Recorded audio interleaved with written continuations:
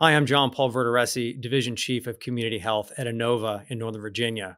We're at a new phase in the pandemic where we have many viable options for treatment to help people recover safely at home and avoid serious complications of COVID.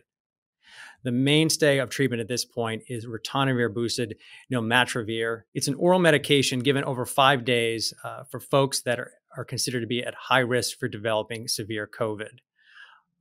There are some side effects, including bitter taste in the mouth, sometimes diarrhea, but overall effective at preventing severe illness. There's some considerations regarding this medication in terms of drug-drug interactions, and you should familiarize yourself with them when trying to make a decision about utilizing other therapeutics. They're considered to be safe for folks who are pregnant, who are lactating, and also for folks who have chronic kidney disease, for which there is a renally dosed preparation of it. For patients that are not candidates for that medication, there are other options. One is remdesivir as an outpatient over a 3-day period of time. This is not offered in all institutions across the country, but certainly an option for folks if they are considered to be at high risk and your institution does supply it. Another consideration would be a monoclonal antibody therapy. The current monoclonal antibody therapy that's being used across the country is bebtelovimab. This is considered to be sort of a third-line therapeutic if the other medications are not available or there are drug-drug interactions that preclude use of that. And then fourth line will be molnupiravir, which has less drug-drug interactions, but unfortunately less efficacy and cannot be used for patients that are pregnant.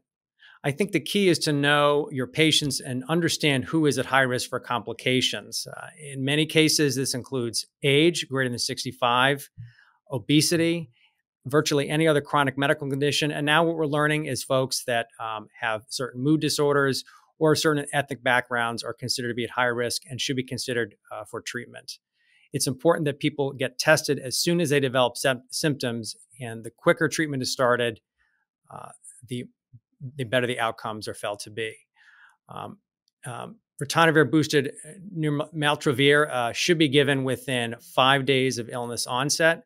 After that, it's felt not to be efficacious. In terms of remdesivir or bebtelovimab, usually within 7 days of illness is when it's considered to be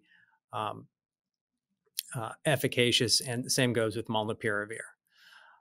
Hopefully, over time, we'll develop more therapeutics that will have less drug-drug interactions that are in oral form and help mitigate some of the complications of COVID.